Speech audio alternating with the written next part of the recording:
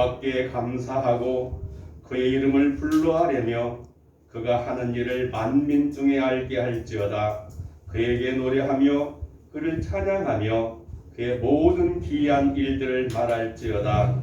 그의 거룩한 이름을 자랑하라. 여호와를 구하는 자들은 마음이 즐거울지로다. 아멘.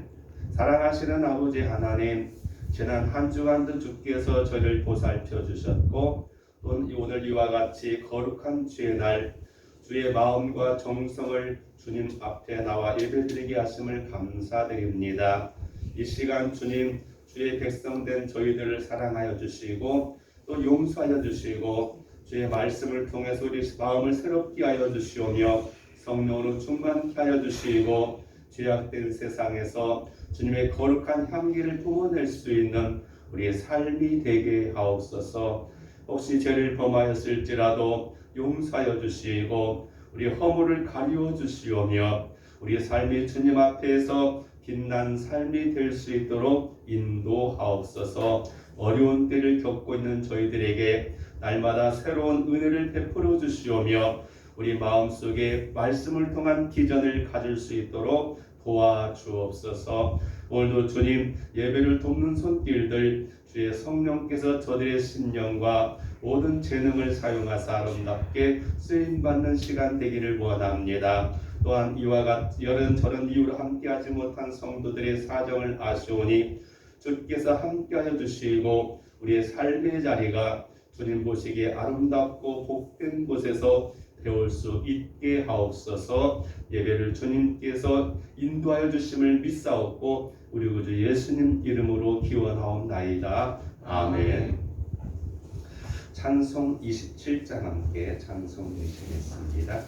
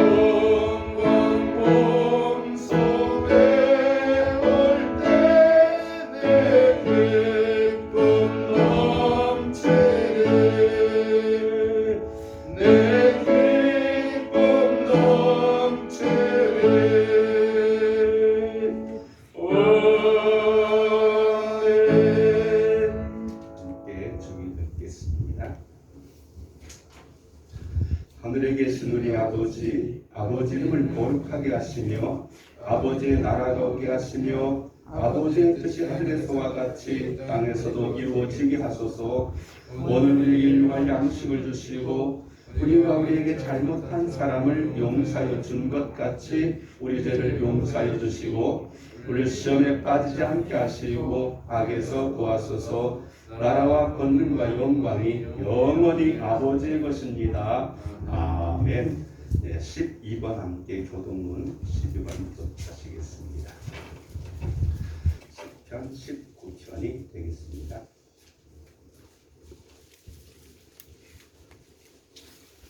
하늘이 하나님의 영광을 선포하고 궁창에 그의 손으로 하신 일을 나타내는도다. 날은 날에게 말하고 밤은 밤에게 지식을 전하니 언어도 없고 말씀도 없으며 들리는 소리도 없으나 그의 소리가 온 땅에 통하고 그의 말씀이 지상 끝까지 이르도다.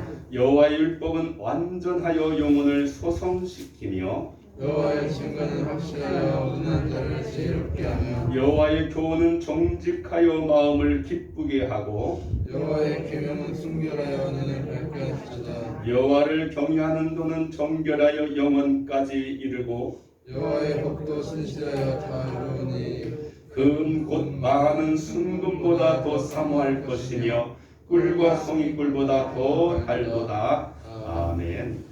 90장 함께 찬송 드리시고 예배를 위해서 백종선 원사님 누름도 주시겠습니다. 90장 주 예수 알기 전.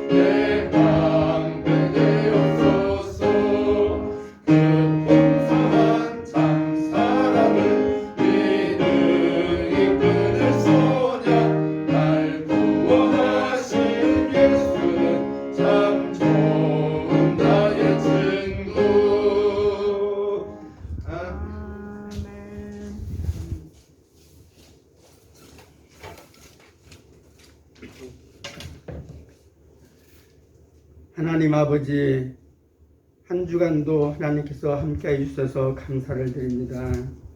우리는 하나님의 형상대로 지음을 받았음에도 불구하고 하나님의 뜻대로 살지 못한 저희들입니다. 아버지 하나님, 저희 이 시간 용서하여 주옵소서. 이 거룩한 주일에 주님께 나왔사오니 예배를 통해서 저희들이 다시 한번 큰 은혜를 받으며 하나님의 사랑을 다시 한번 확인하며 생각하는 시간 되게 하옵소서. 아버지 하나님이여, 저희들 너무나 아버지 하나님께서 연약한 관계에 있사오니 우리 하나님 함께하여 주옵소서. 함께하여 주시지 않으면 저희들은 아버지 하나님께서 쓰러지고 넘어지고 실패할 수밖에 없으니 아버지 하나님, 저희들이 하나님의 붙잡힌 바가 되어서 하나님의 뜻대로 사는 저들 될 수 있도록 아버지여 함께하여 주시옵소서. 아버지여, 또한 저희들 이번에 고난중간을 통해서 아버님, 저희들 우리 하나님께서는 저희들 위하여서 아버지 십자가에 못 박히시고 아버지 피 흘리시까지 하시는데 저희들은 아버지 우리 하나님을 생각할 때에 무엇을 하는지 생각할 때에 너무나 아버지 부족한 점이 너무나 많습니다. 아버지 하나님 이 시간 저희들 용서해 주셨고 남은 시간은 우리 하나님께 부끄럽지 않는 삶을 살아갈 수 있도록 아버지와 함께하여 주시옵소서. 아버지 이곳에 주님도 나아가겠사오니 이 선을 통해서 하나님 영광 받아 주시옵고 하늘마다 이전에서 우리 하나님의 살아계심을 나타나는 귀한 아버지 제단으로 함께하여 주옵소서. 또한 아버지 저희들 성도들 가운데 너무나 연약한 가운데 있습니다. 아버지 하나님 아버지의 몸은 아버지 다 약하여지고 아버지 함께 연약하여지오니 우리 하나님 붙잡힌 바가 되어서 건강으로 함께하여 주셔서 남은 인생을 우리 하나님을 받들어 섬김되 조금도 부족함이 없도록 아버지여 함께하여 주시옵소서. 모든 말씀을 예수 그리스도의 이름으로 감사하며 기도드리옵나이다. 아멘.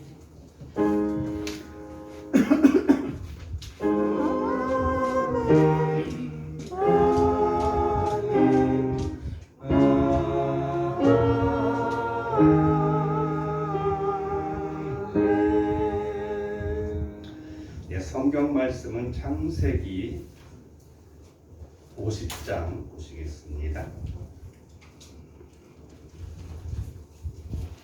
창세기 50장 15절에서부터 봅니다.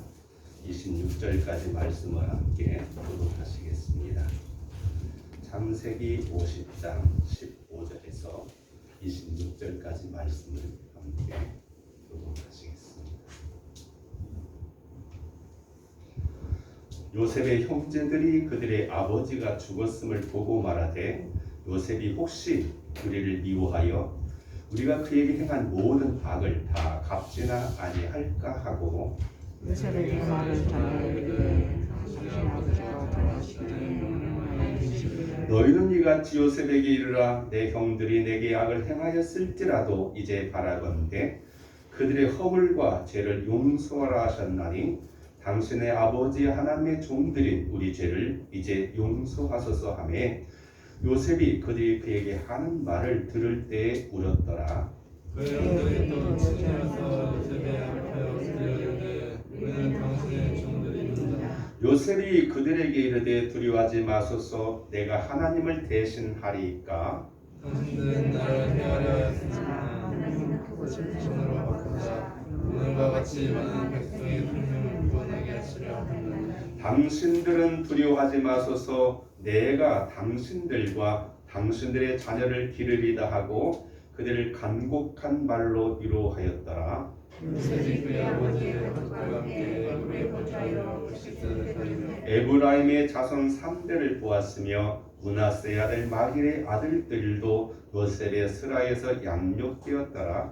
요셉이 그의 형제들에게 이르되 나는 죽을 것이나 하나님이 당신들을 돌보시고 당신들을 땅에서 인도하시사 아브라함과 이삭과 야곱에게 맹세하신 당신을 하시사 요셉이 또 이스라엘 자손에게 맹세시켜 이르기를 하나님이 반드시 당신들을 돌보시리니 당신들은 여기서 내 해골을 메고 올라가겠다 하라 하였더라. 요셉이 110세 중에 이르되 당신들을 먹고 애굽에서 입양하였더라. 아멘. 우리 함께 찬송 드리시겠습니다. 623장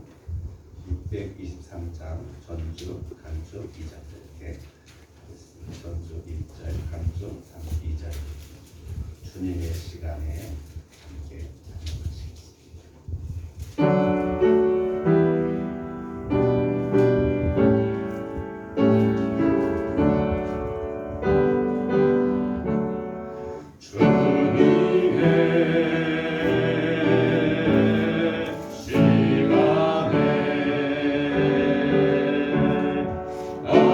아름답게 모든 것 변화를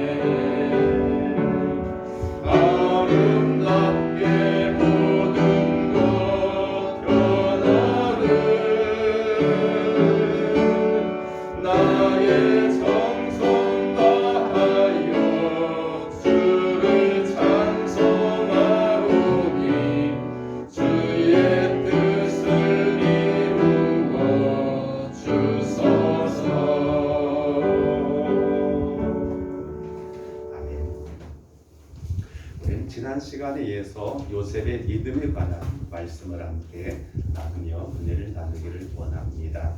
지난 시간까지 요셉이 얼마나 낮은 자리까지 밑바닥까지 내려갔는가 하는 그런 요셉의 삶을 우리가 볼 수 있었습니다. 이제 오늘은 그런 밑바닥에서부터 요셉이 어떻게 성숙한 믿음의 모습을 우리에게 보여주는가 하는 그와 같은 내용을 통해서 요셉의 생을 통해서 우리가 본받아야 될 믿음은 어떠한 것인가를 함께 말씀을 나누며 은혜를 얻기를 원합니다. 우리나라 속담 가운데 이런 속담이 있습니다. 개구리가 올챙이적 시절을 알지 못한다. 환경이 달라졌다고 해서 또 내 지위가 높아졌다고 해서 과거의 나에 대해서 또 나와 함께했던 사람들에 대해서 잊어버리고 전혀 다른 모습으로 변해야 되는 그런 사람들의 모습에 대한 안타까움을 그렇게 표현하지 않았을까라는 생각을 우리가 가져볼 수가 있습니다. 요셉의 생을 성경에서 통해 보면 아주 드라마틱합니다. 그래서 창세기 37장 5절에 보면은 꿈을 꾸고 형제들에게 그 꿈을 고하는 요셉이 있고 37장 18절에 보면은 형제들이 죽이기를 피하여 죽음의 유기 앞에 서 있는 요셉의 모습을 볼 수가 있습니다. 39장 1절에는 죽음의 구덩이에서 구출되어 애굽으로 팔려가는 역겨운 운명의 요셉의 모습을 발견하게 되어지고 39장 2절에서는 보디발의 집에서 청지기로 새로운 생활을 하는 요셉의 모습을 볼 수가 있습니다. 39장 7절에는 요셉이 보디발의 아내의 유혹을 받아 도덕적인 시험 앞에 시험대에 서 있는 요셉의 모습을 볼 수가 있겠고, 그리고 39장 19절에서 보디발의 아내의 무고로 억울하게 옥살이하는 요셉을 보여주고 있습니다. 40장은 술 맡은 관원장과 그리고 떡 굽는 관원장의 꿈을 해석해주는 그런 요셉의 모습과, 그리고 자기들이 잘 됐을 때 나를 돌아봐 달라고 했던 간곡한 요셉의 말도 우리가 함께 볼 수가 있었습니다. 41장에서는 바로의 꿈을 해석하여 애굽 땅에 7년의 대풍년과 그리고 7년의 기근이 임하게 될 거라고 하는 그런 꿈 해석과 거기에 따른 대책을 세워줌으로써 바로의 마음에 들어 하루아침에 노예의 신분, 죄수의 신분에서 애굽의 총리의 신분으로 변화되는 요셉의 모습을 볼 수가 있게 되어집니다. 42장에서는 형제들이 곡식을 사러 애굽에 와서 그리고 자기가 꿨던 꿈처럼 형들이 자신 앞에 무릎 꿇고 절하면서 곡식을 살 수 있게 해달라고 부탁하는 형들의 모습을 볼 수가 있게 되어집니다.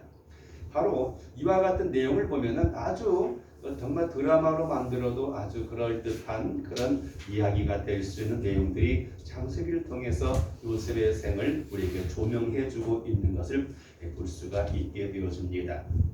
그런데 이와 같은 요셉의 생을 통해서 우리가 배워야 될 그리고 본받아야 될 그런 믿음은 어떤 것인가?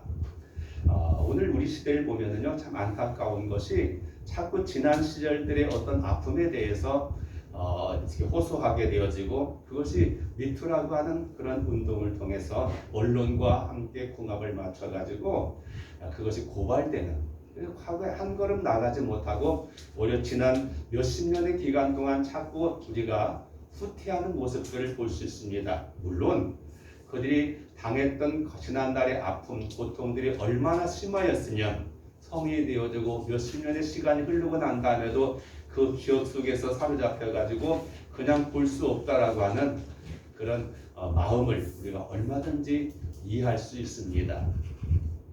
남의 이야기를, 남의 아픔을 우리가 함부로 폄하할 수는 없을 것입니다. 얼마나 심했으면 그랬을까라고 하는 그의 고통을 충분히 이해하지만 오늘 우리의 삶에는 과거가 있고 현재가 있고 미래가 있습니다. 우리는 앞을 보고 나아가야 될 그런 자세가 필요하지, 지난날의 과거에 매여가지고 과거의 족쇄에 끌려가지고 그 자리를 범주를 벗어나지 못한다고 한다면 우리의 발전과 미래는 전망할 수 없는 그런 암울함이 될 수밖에 없을 거라는 생각을 갖게 됩니다. 물론 그렇다고 해서 무조건 다 잊어버리고 용서해 주자는 말은 아닙니다. 그와 같은 잘못에 대해서 우리는 타산지석을 삼아가지고 우리가 정말로 그런 실수를 저지르지 않겠다라고 하는 다짐과 더불어 남의 일이 아닌 자신의 일처럼 우리 스스로가 반성하고 또 거기에 따르는 대책을 세우며 나갈 때 우리는 보다 더 성숙한 그리고 사회적인 그런 분위기가 될 수 있고 인격이 될 수 있지 않을까라는 생각을 가져보면서 오늘 우리 사회 속에 가장 필요한 것이 뭔가? 경제적인 발전도 중요하고 환경 개선도 중요하고 좋은 정치인들이 선출되는 것도 중요하지만 그러나 정말 중요한 것은 이런 용서의 마음이 아닌가라는 생각도 우리가 가져볼 수 있습니다.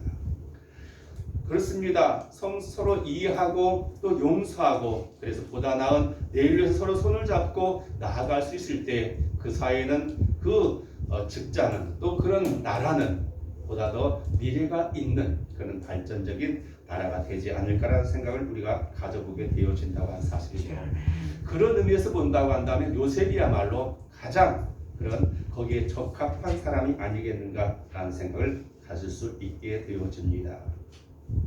문제는요, 우리가 마음의 상처를 가지고 그 트라우마를 안고 살아가게 될 때 그것이 자기 혼자만의 고통으로 끝나는 것이 아니라 자기의 가장 가까운 사람들에게 상처를 주게 되어지고 그들에게 그것을 오염시킬 수 있는 마치 오늘날 코로나19라고 하는 바이러스가 온 인류로 큰 절망과 자들에 빠뜨렸던 것처럼 그런 정신적인 그런 암울한 바이러스가 될 수 있다는 사실을 우리가 알아야 됩니다.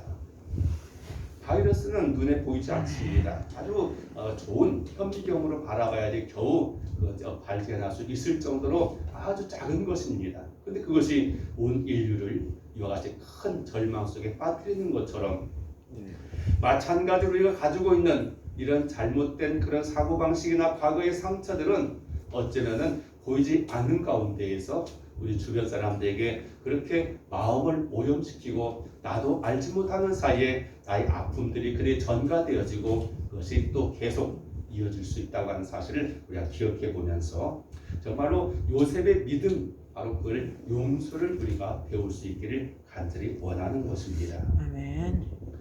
참 그렇습니다. 어찌 보면 요셉이야말로 평생 동안 그는 과거에 대해서 우리가 그것을 다시금 되새김질할 수 있고 거기에 따른 보복을 해야 할 만 그런 사람이 아닌가라는 생각을 갖게 되어진다고 하는 사실이죠. 그렇습니다. 그는 가정 형편이 불우해서 남들 공부할 때 배우지 못한 사람도 아니었고 자기만 무시당한 사람은 결코 아니었습니다. 그러나 가장 가까운 형제들에게 시기심과 미움 때문에 그는 죽일 뻔한 위협 속에서 그리고 심지어는 그들의 손에 애굽의 노예로 팔려가는 비참한 신세가 되고 말았던 것을 우리가 알 수 있습니다. 더군다나 또한 그 가정에서 정말로 어렵게 비록 낯설고 이제 모든 위치도 달라졌던 노예 신분이지만 최선을 다한 섬김을 통해서 그는 인정받았고 가정의 총무가 되었습니다. 그런데 그만 그 부인의 유혹에 그것이 적당히 타협해버렸더라면 어쩌면 그 나름대로 편안한 생활을 할 수 있을지도 모르겠습니다. 그러나 단호하게 하나를 믿는 사람으로서 거기에 타협할 수 없었던 요셉은 오히려 그 여인의 유혹이 미움으로 변하게 되어지고 증오로 변하게 되어지고 억울한 누명을 씌워서 감옥에 갇히는 신세가 되었을 때 그 감옥 속에서 얼마나 그는 정말로 맛있는 상담하면서 자기 그 고통에 대해서 그런 고통을 안겨준 주변의 사람들에 대해서 원망할 수 있지 않았을까라는 생각도 갖게 되어집니다. 그러나 우리가 성경을 보면요, 요셉의 말 가운데 다른 사람에 대해서 책임을 묻고 원망하고 또 하나님에 대해서 부정하는 말을 한마디도 찾아볼 수 없는 것을 우리가 보게 되어진다고 하는 사실이죠. 요셉의 입장에서 보면은 자기가 왜 이렇게 됐는가를 면밀히 살펴보게 되면 자기를 그렇게 팔아먹었던 형들에 대한 아쉬움도 있었을 것입니다. 어떻게 형들이 나를 그렇게 할 수 있을까?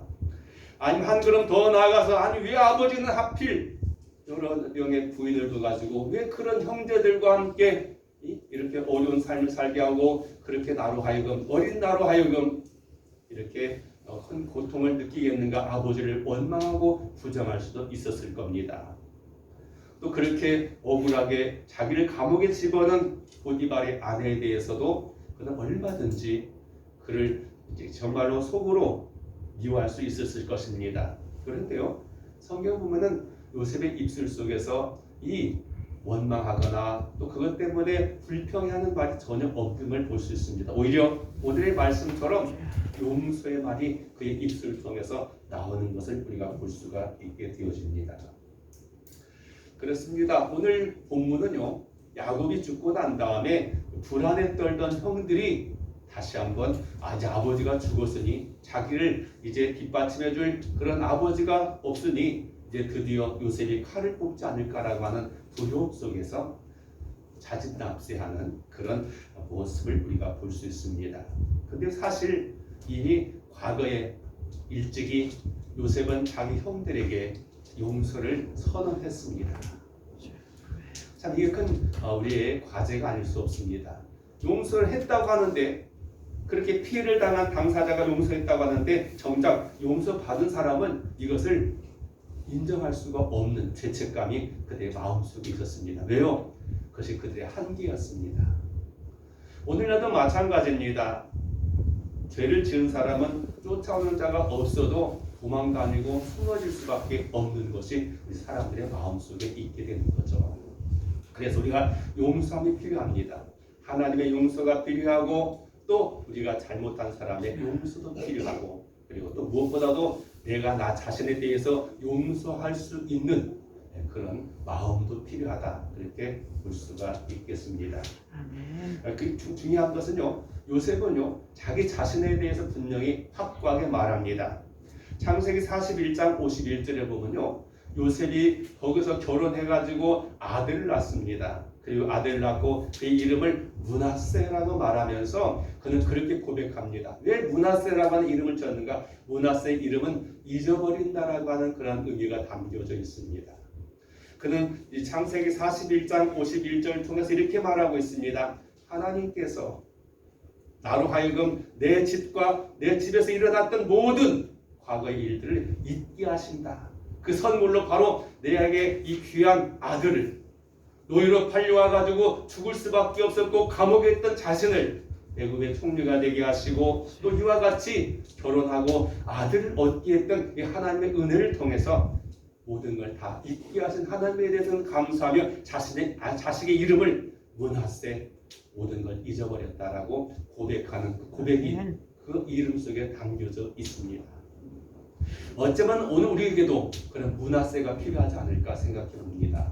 우리가 인생을 살다 보면은 이런 사람도 만나고 저런 사람도 만나고 기쁜 일도 있었고 아쉬운 점도 있었고 억울한 점도 있었고 원망할 수밖에 없는 상처를 준 사람도 있을 것입니다.